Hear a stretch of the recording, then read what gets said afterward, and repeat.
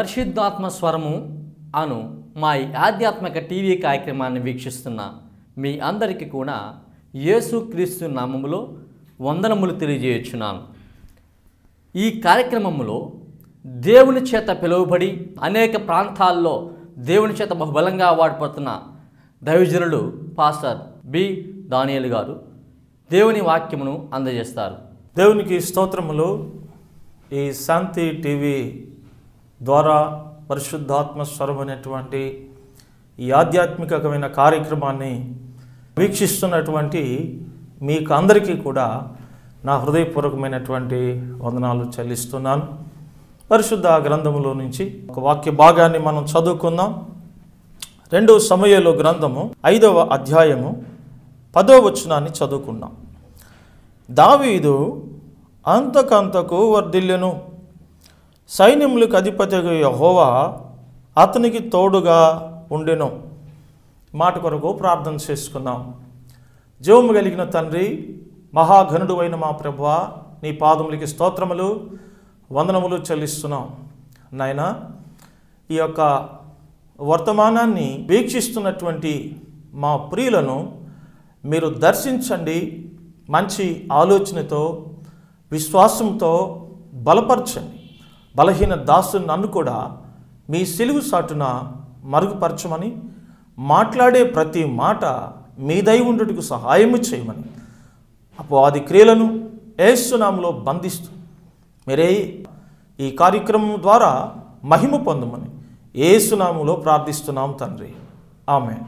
ప్రియమైనటువంటి దేవుని బిడ్డలారా, ఇక్కడ మనం చదువుకున్నటువంటి భాగంలో దావీదు అంతకంతకు వర్ధిల్లెను అనే మాటను మనం చూస్తున్నాం. మానవుని యొక్క జీవితంలో ప్రతి ఒక్కరు కూడా నేను వర్ధిల్లాలి,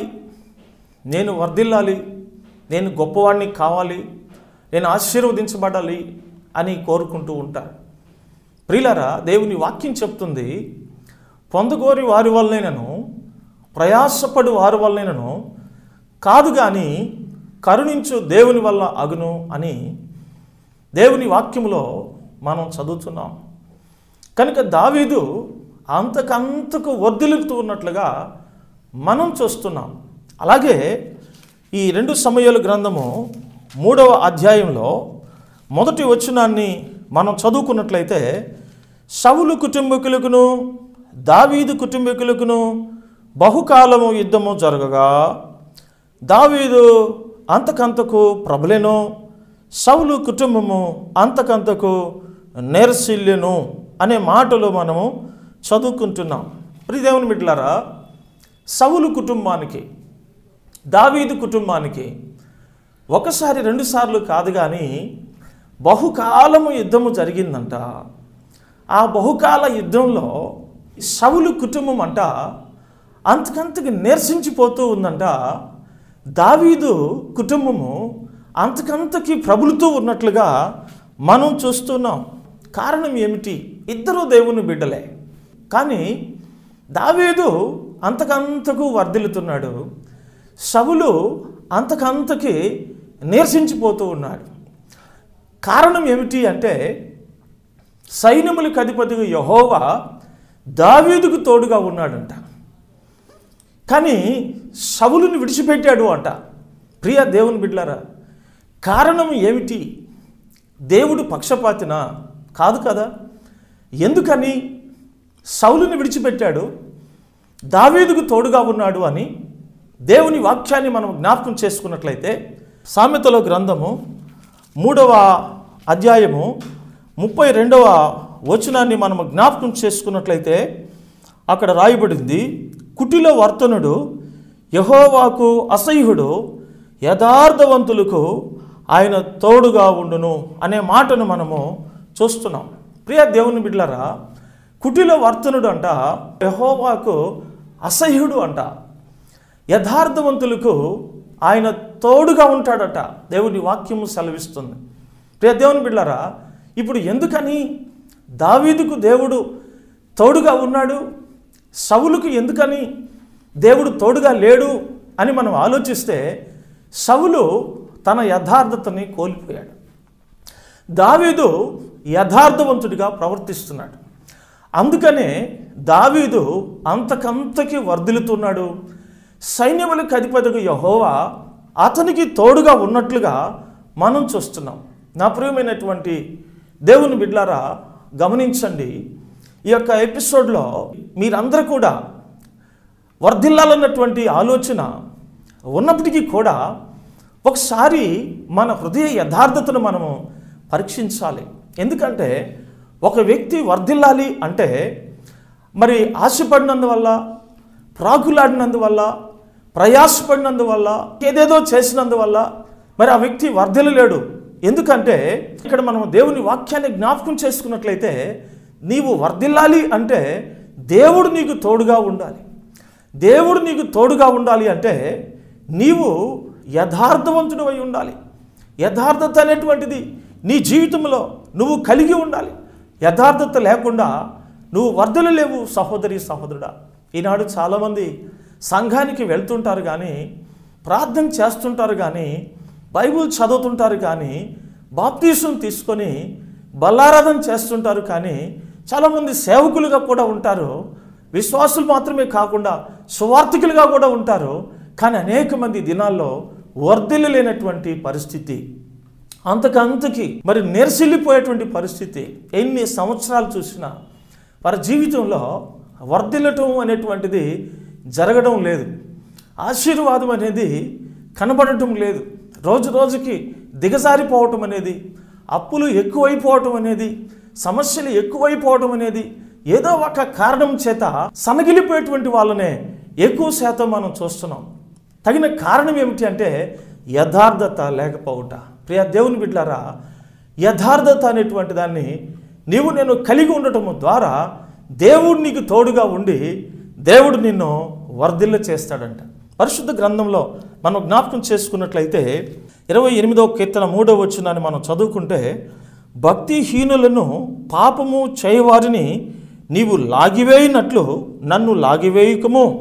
వారు దుష్టాలోచన హృదయములో నుంచుకుని తమ పొరుగు వారితో సమాధానముగా మాట్లాడుదురు. ప్రియ దేవుని బిడ్డలారా, వారు దుష్టాలోచన హృదయంలో ఉంచుకుంటారంట, తమ పొరుగు వారితో సమాధానంగా మాట్లాడతారంట. ఆలోచించు, నీ పరిస్థితి ఎలా ఉందో. సేవకుడా, విశ్వాసి, దేవుని సన్నిధికి వెళ్తూ ఉన్నావు, కానీ లోపల నీ ఆలోచన ఎట్లా ఉంది? పైకి నువ్వు ఎంత స్పీడ్గా మాట్లాడుతున్నావు. ఎదురొచ్చిన సహోదరుడికి, కనిపించిన దైవ సేవకులకి ప్రైజ్ లార్డ్ అంటున్నావు, కానీ పైకి మాత్రం బాగా మాట్లాడుతున్నావు, కానీ లోపల దుష్ట ఆలోచన అనేది కానీ నీకు ఉన్నట్లయితే నువ్వు యథార్థవంతుడు కాదు, నీవు వర్ధిల్లలేవు. మరి దినాన్న నీ జీవితాన్ని సరిచేసుకున్నట్లయితే, నీ హృదయాన్ని మార్చుకున్నట్లయితే, నీ ఆలోచన మార్చుకున్నట్లయితే నీవు వర్ధిల్లుతావు. లేదంటే వర్ధిల్లటానికి బదులుగా శిక్ష అనేటువంటిది జీవితంలో ఎదుర్కోవాల్సినటువంటి పరిస్థితులు వస్తాయంట. పరిశుద్ధ గ్రంథంలో మనం జ్ఞాపకం చేసుకున్నట్లయితే యెరెమీయా గ్రంథము 9వ అధ్యాయము 8వ వచనాన్ని మనం చదువుకున్నట్లయితే, వారి నాలుక ఘాతక బాణము, అది కాపట్యము పలుకుచున్నది. ఒకడు మనసులో వంచిన అభిప్రాయం ఉంచుకుని నోట తన పొరుగువానితో సమాధానముగా మాట్లాడును. నేను ఈ సంగతులను తెలుసుకుని వారిని శిక్షింపకపోదునా? నేను ఈ సంగతిని తెలుసుకుని వారిని శిక్షింపకపోదునా? ప్రియా దేవుని బిడ్డలారా, హృదయంలో యథార్థత లేకపోవడం వల్ల శిక్షించాలన్నటువంటి ఆలోచన దేవుళ్ళో కలుగుతూ ఉంది. అదే ఇక్కడ సౌలు జీవితంలో జరుగుతూ ఉంది. ప్రియ దేవుని బిడ్డలారా, మరి సౌలు జీవితంలో జరుగుతున్నటువంటి ఆ పరిస్థితి ఈరోజు నీ సంఘంలో రాకూడదంటే, ఈరోజు నీ కుటుంబంలో రాకూడదంటే, ఈరోజు నీ జీవితంలోకి రాకూడదంటే, దావీదు వలె నీవు అంతకంతకు కూడా నీవు వర్ధిల్లాలి అంటే, దేవుడు నీకు తోడుగా ఉండి నిన్ను వర్ధిల్ల చేయాలి అంటే నీవు యథార్థవంతుడివై జీవించాలి. నీ పరిచర్యలో, నీ సంఘములో, నీ ప్రవర్తనలో, నీ సమస్తమైనటువంటి విషయాల్లో నువ్వు యథార్థంగా నువ్వు ప్రవర్తిస్తున్నట్లయితే ఈ లోకములో అనేకులు నీకు కీడు చేయాలని చూసిన, అనేకులు నీ జీవితంలో ఎటువంటి మేలు కలగకుండా చేయాలని చూసిన అనేకులు నీ జీవితంలో అనేక సమస్యలు కలుగు చేస్తున్నప్పటికీ కూడా మరి దేవుడు నీకు తోడుగా ఉండి అన్నిట్లో నుంచి విడిపించి నిన్ను వర్ధిల్ల చేస్తాడని పరిశుద్ధాత్మ దేవుడు ఈరోజు నీతో మాట్లాడుతున్నాడు. నా ప్రియ సహోదరుడా, సహోదరి, ఆలోచించండి. యథార్థమైనటువంటి జీవితాన్ని ఒకసారి నీ హృదయంలో కలిగి ఉన్నావా లేదని పరీక్షించుకోవాల్సిందిగా దేవుని వాక్యం మనతో మాట్లాడుతూ ఉంది. ఎందుకు అంటే యథార్థమైన జీవితం లేకపోయినట్లయితే నువ్వు మోసపోతావు సుమా. ఓసారి క్రిస్మస్ పండగ కంట అందరూ సున్నాలు కొట్టుకుంటూ ఉన్నారంట. అదే సమయంలో ఒక పెద్ద జాతికి సంబంధించినటువంటి ఒక కాకి పావురాళ్ళు మరి తన యజమానుడి దగ్గర మంచి మేత తినడం చూచి ఆ సున్నములో మునిగి మా తర్వాత ఎండకి నిలిచి అది తెల్లగా వచ్చి తన ఆకారం తెల్లగా వచ్చిన తర్వాత వెళ్ళి ఆ పావురాళ్ళలో వాలిందంట. అయితే ఆ యజమానుడు అనుకుంటున్నాడు, పావురాళ్ళు యజమానుడు, నా పావురాళ్ళతో కలిసి ఏదో ఒక పెద్ద పావురాయి వచ్చింది అని దానికే ఎక్కువ మేత వేయడం మరి చేస్తూ ఉన్నాడు. కనుక ఆ పావురాయి కొద్ది రోజులు మాత్రమే మరి ఆ పావురాలు యజమానుడి దగ్గర మేత తింటూ వచ్చింది. కానీ దాని టైం బాగలేక ఒకరోజు వర్షం వచ్చింది. ఆ వర్షానికి అసలు రూపం బయటపడినప్పుడు క్యాట్బాల్తో కొట్టాడంట. ప్రియ దేవుని బిడ్డలారా, ఆలోచన చేయండి. వేషధారణ జీవితం ఈ లోకంలో నీకు ఆశీర్వాదం కాదు. వేషధారణ జీవితము నిన్ను వర్ధిల్లకుండా నిన్ను అడ్డుకునేటువంటిది. కాబట్టి దినాన్న మన జీవితాన్ని సరిచేసుకుంటే ఇంతవరకు వర్ధిల్లనటువంటి నీ జీవితం ఇక ముందుకైనా సరే వర్ధిల్లటానికి ప్రభు కృప చూపిస్తాడని దేవుని వాక్యం సెలవిస్తుంది. కొంతమందికి యథార్థతను గురించినటువంటి విలువ తెలియదు. అందువల్లనే యథార్థతను విడిచిపెట్టేస్తూ ఉంటారు. ప్రియుల దేవుని బిడ్డలారా, దేవుని వాక్యాన్ని మనం జ్ఞాపకం చేసుకున్నట్లయితే యోబు భక్తుడు ఒక మాట రాస్తూ ఉన్నాడు. యోబు గ్రంథము 27వ అధ్యాయం 5వ వచనం, మీరు చెప్పనిది న్యాయమని నేనేమాత్రమును ఒప్పుకునను, మరణమగు వరకు నేనెంత మాత్రమును యథార్థతను విడువను. దేవునికి స్తోత్రము కలుగునుగా. హల్లెలూయా. యోబు అంటున్నాడు, మరణం అయిపోయేంత వరకు యథార్థత నేను విడువను అంటున్నాడు. ఎందుకు అంటే ఒకవేళ నేను చనిపోయినా సరే దేవుని రాజ్యానికి వెళ్తాను. యథార్థతను వదిలేసి చనిపోయినట్లయితే నేను నరకానికి వెళ్ళిపోతాను అని చెప్పి యోబు యొక్క విశ్వాసము చేత తనకు అనేక కష్టాలు వచ్చినప్పుడు, బాధలు వచ్చినప్పుడు, భార్య చనిపోమని చెబుతూ ఉన్నప్పుడు, స్నేహితులు అపార్థం చేసుకుంటున్నప్పుడు, అనేకమైనటువంటి శోధన, అనేకమైనటువంటి పరిస్థితుల్లో తన జీవితాన్ని అడుగంట చేసిన సమయాల్లో కూడా తాను అంటున్నాడు, నేను మరణమగు వరకు యథార్థతను విడిచిపెట్టను. ప్రియులారా, యథార్థత యొక్క విలువ యోబు గారికి బాగా తెలుసండి. అందుకనే ఆ యథార్థతను మరణమగు వరకు నేను విడువను అని చెప్తున్నాడు. అంటే యథార్థమైన జీవితాన్ని గట్టిగా పట్టుకుని ఉంటున్నాడు. ప్రియ దేవుని బిడ్డలారా, ఆ కారణం చేత యోబు యొక్క స్థితి ఏ విధంగా ఉంది అని మనం ఆలోచన చేసినట్లయితే యోబు గ్రంథము 42వ అధ్యాయము 10వ వచనాన్ని మనం చదువుకున్నట్లయితే అక్కడ రాయబడింది, మరియు యోబు తన స్నేహితుల నిమిత్తము ప్రార్థన చేసినప్పుడు యెహోవా అతని క్షేమ స్థితిని మరలా అతనికి దయచేసెను, మరియు యోబుకు పూర్వము కలిగిన దానికంటే రెండంతలో అధికముగా యెహోవా అతనికి దయచేసెను. ప్రియ దేవుని బిడ్డలారా, గమనించండి. యథార్థతను పట్టుకున్నందువల్ల, యథార్థతను విడిచిపెట్టకుండా యథార్థతను కాపాడుకున్నందువల్ల ప్రియ దేవుని బిడ్డలారా, యోబు జీవితంలో మరలా పోగొట్టుకున్నటువంటి ఆశీర్వాదాన్ని, పోగొట్టుకున్నటువంటి ఆస్తులు, పోగొట్టుకున్నటువంటి బిడ్డలు, పోగొట్టుకున్నటువంటి ఆరోగ్యము సమస్తాన్ని కూడా రెండంతలుగా దేవుడు అధికముగా దయచేసినట్లుగా మనం చూస్తున్నాం. అతని క్షేమ స్థితి మరలా అతనికి కలిగినట్లుగా మనం చూస్తున్నాం. ప్రియ దేవుని బిడ్డలారా, మరి నీ జీవితంలో నీవున్నటువంటి పరిస్థితిని బట్టి నువ్వు ఒకవేళ బాధపడుతూ ఉండవచ్చు. నీకేదో కష్టము అంటే నువ్వు ఆత్మీయంగా ఉన్నందుకు, నువ్వు యథార్థంగా ఉన్నందుకు కొంతమంది నీకు శత్రులుగా ఉండొచ్చు, నీకు విరోధంగా ఉండవచ్చు, నిన్ను బలహీనపరిచే వాళ్ళుగా ఉండొచ్చు. కానీ దేవుడి రోజు నీతో మాట్లాడుతున్నాడు, యథార్థతను విడిచిపెట్టబాకు. చాలామంది అంటుంటారు, యథార్థంగా బ్రతికితే ఈ లోకంలో మనం ఆస్వాదించబడలేము, మనం మేలు పొందలేము, అందరూ అబద్ధాలు చెప్పుకుంటూ మోసాలు చేసుకుంటూ రకరకాలుగా జీవించే వాళ్ళే బాగున్నారు అని అనుకుంటూ వాళ్ళని చూస్తుంటారు. కానీ మరి దేవుని వైపు చూడలేకపోతుంటారు. కాబట్టి ప్రియులారా, నీ జీవితంలో రెండంతలుగా అధికంగా మరి నువ్వు పొందాలంటే, నీ క్షేమ స్థితి మరలా నీకు రావాలంటే, నీ సంఘము మరి అభివృద్ధి చెందాలి అంటే, నీ కుటుంబము వర్ధిల్లాలి అంటే, నీ బిడ్డలు వర్ధిల్లాలి అంటే యథార్థతను నువ్వు విడిచిపెట్టకూడదు. ఎందుకంటే దేవుని వాక్యము సెలవిస్తుంది, యథార్థవంతుని గుడారము వర్ధిల్లుతుందట.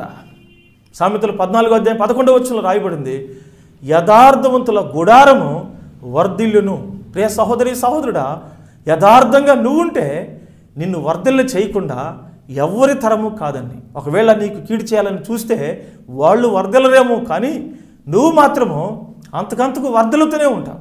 కనుక ప్రియ దేవుని బిడ్డలారా, దావీదును వర్ధిల్ల చేసినటువంటి దేవుడు, యోబు గారిని రెండంతలుగా అధికముగా ఆశీర్వదించినటువంటి దేవుడు నిన్ను కూడా ఆశీర్వదించాలని ఆశపడుతున్నాడు.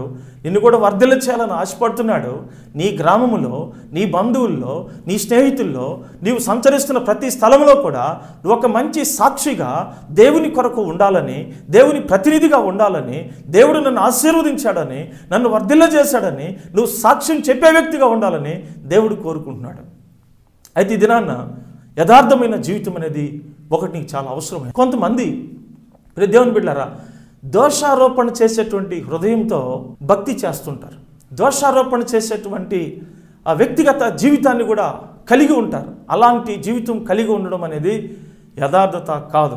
అందుకనే పరిశుద్ధ గ్రంథంలో మనం జ్ఞాపకం చేసుకున్నట్లయితే, 1 యోహాను రాసిన పత్రిక 3వ అధ్యాయము 21 వచనాన్ని జ్ఞాపకం చేసుకున్నట్లయితే, ప్రియులారా, మన హృదయము మన యందు దోషారోపణ చేయని ఎడల దేవుని ఎదుట ధైర్యము గలవారమై ఉందము, మరియు మనం ఆయన ఆజ్ఞలను గైకొనొచ్చు ఆయన దృష్టికి ఇష్టమైనవి చేయుచున్నాము గనుక మనమేమి అడిగిననో అది ఆయన వలన మనకి దొరుకును. ప్రియ దేవుని బిడ్డ, దోషారోపణ చేసేటువంటి హృదయం మనలో ఉన్నంతకాలం ధైర్యంగా దేవుని సన్నిధిలో మనం ప్రార్థన చేయలేం. ధైర్యంగా ప్రభు సన్నిధిలో, ప్రభు నాకు ఫలాంది ఇవ్వు, ఫలానటువంటి ఆపద నాకు తప్పించు, ఫలానా విషయంలో నాకు సహాయం చేయి ప్రభు అని ధైర్యంగా ఒక తండ్రిని అడిగినట్లుగా నువ్వు అడగలేవు. ఎందుకంటే నీ హృదయము నీ మీద దోషారోపణ చేస్తోంది.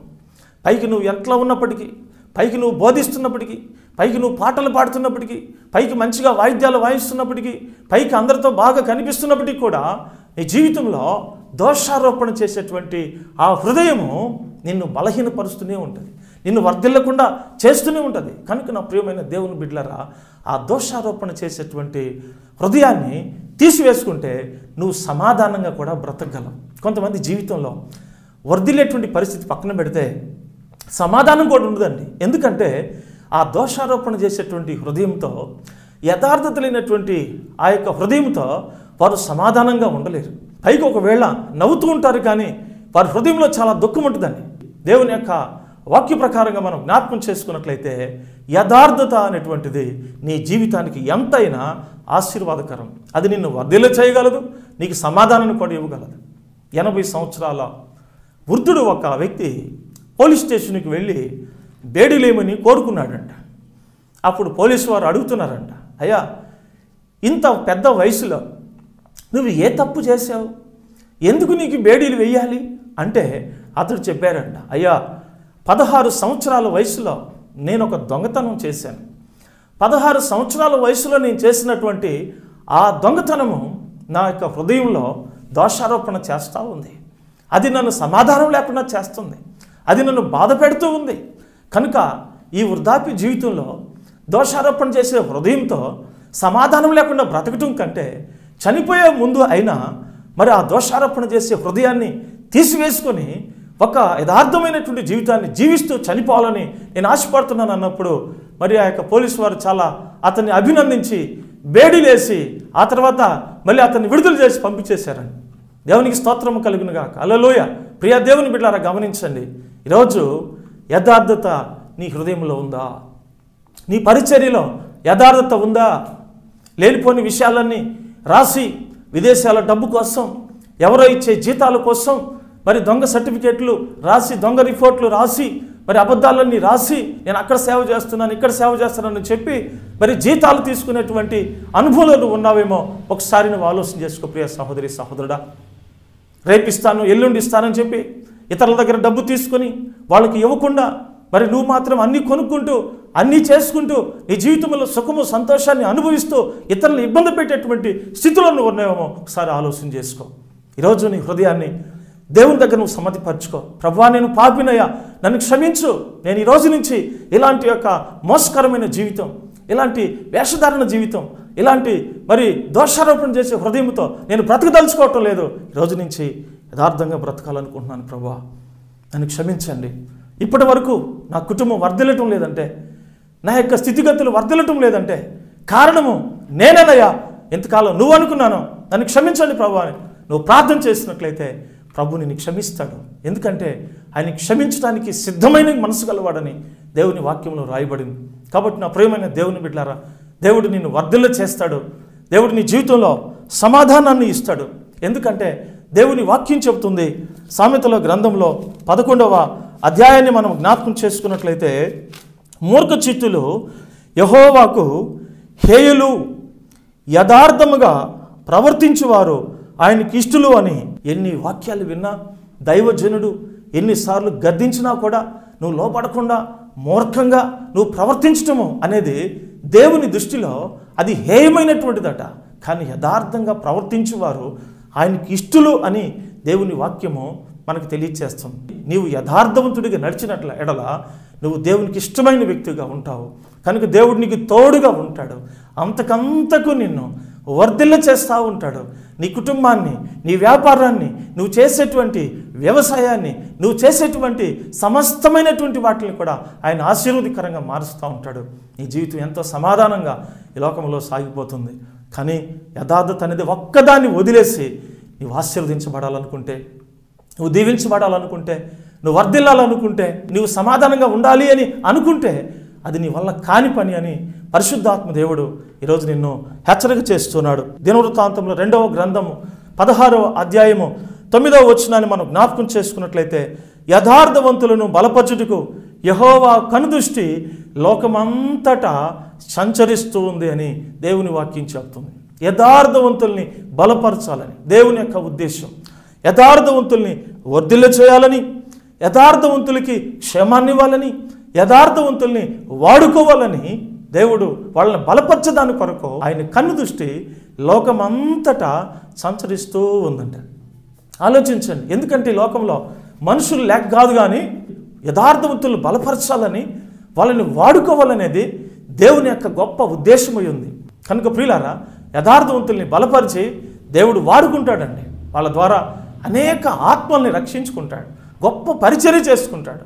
దేవుడు కానీ నిన్ను బలపరచగలిగినట్లయితే నీ జీవితంలో నువ్వు చేయలేకుండా పోయేది ఏమీ లేదని, నువ్వు సమస్తాన్ని కూడా నువ్వు చేయగలవు.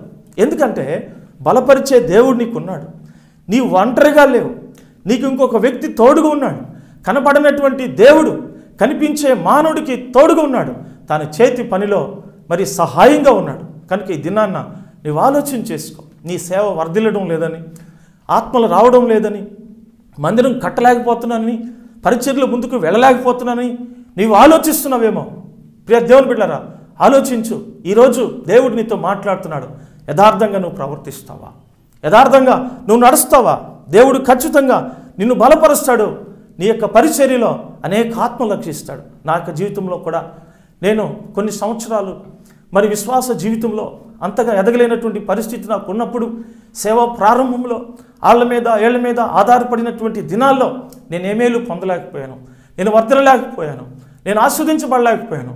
కానీ దేవుని దగ్గర బలంగా ప్రార్థన చేసుకున్నప్పుడు నాకు అనిపించింది, దేవుని మీద ఆధారపడాలి, విశ్వాసంతో నేను బ్రతకాలి.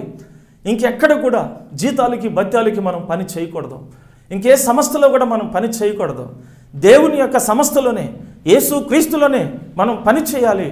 మంద కాచి మంద పాలు త్రాగాలి అన్నటువంటి నిర్ణయం తీసుకొని ఎప్పుడైతే దేవుని కొరకు మరి నేను నిలబడిపోయానో, సంఘ సహవాసాలు సంస్థల ఆధారాల నుంచి బయటకు వచ్చి నా పరిచర్యను మనస్సాక్షికి దోషం లేకుండా చేయడం ప్రారంభించానో, అప్పటి నుంచి దేవుడు నన్ను వర్ధిల్ల చేశాడండి. నా పరిచర్యని వర్ధిల్ల చేశాడు. మందిరాలు కట్టడానికి కృపనిచ్చాడు. మరి అనేక ఆత్మలను దేవుడు అనుగ్రహించాడు. చక్కని పరిచర్యను దేవుడు అప్పగించాడు. ఎందుకు చెప్తున్నాను ఈ సాక్ష్యం అంటే, మన జీవితంలో ప్రియులారా, దోషారోపణ చేసే హృదయం ఉన్నంత కాలం మన కుటుంబము వర్ధిల్లలేదు, మనము వర్ధిల్లలేము, మనము క్షేమముగా సంతోషముగా జీవించలేము, పరిచర్యలో కూడా మనం ముందుకు వెళ్ళలేము. కాబట్టి ఈ యొక్క ఎపిసోడ్ ద్వారా మరి నీవు నేను అందరము కూడా ఈ వాక్యమును బట్టి మన జీవితాల్ని సరిచేసుకోవాలి. నీ జీవితంలో యథార్థమైనటువంటి హృదయాన్ని కలిగి దినం పశ్చాత్తాపముతో ప్రార్థనాపూర్వకంగా నువ్వు ముందుకు వెళ్ళగలిగినట్లయితే ఖచ్చితంగా దేవుడు నిన్ను వర్ధిల్ల చేస్తాడు. నువ్వు వర్ధిల్లటానికి నీ క్వాలిఫికేషన్ కాదు, నువ్వు వర్ధిల్లటానికి నీ సర్టిఫికేట్లు కాదు, నీ వర్ధిల్లటానికి నీ ఉద్యోగం కాదు, నీ వర్ధిల్లటానికి నీ వ్యాపారం కాదు, నీ వర్ధిల్లటానికి నీ వ్యవసాయం కాదు, కానీ యథార్థమైన జీవితాన్ని నా దేవుడు కోరుతున్నాడు. నువ్వు యథార్థంగా జీవిస్తున్నావా లేదా పరీక్షించుకుందాం, ప్రార్థన చేసుకుందాం. జీవము కలిగిన తండ్రి, మహాగణుడైన మా ప్రభువానికి స్తోత్రం. మీరు బహుగా ఫలించుట వలన నా తండ్రి మహిమపరచబడతాడని నీ వాక్యం సెలవిస్తుంది. నిజముగా ప్రభువా, మేము ఫలిస్తేనే నీకు మహిమనైనా స్తోత్రం. మేము వర్ధిల్లాలని, మేము ఆశీర్వదించబడాలని, మేము ఫలించి అభివృద్ధి పొందాలనేది మీ యొక్క చిత్తమై ఉన్నది, మీ యొక్క తండ్రి ప్రణాళిక అయి ఉన్నది. కానీ ఈ రోజున అనేక మంది జీవితాల్లో నాయన యథార్థత లేనటువంటి పరిస్థితిని బట్టి కుటుంబాల్లో నాయన మరి సంఘాల్లో ఎక్కడ చూసినా వర్ధిల్లే అనుభవం కనిపించట్లేదు.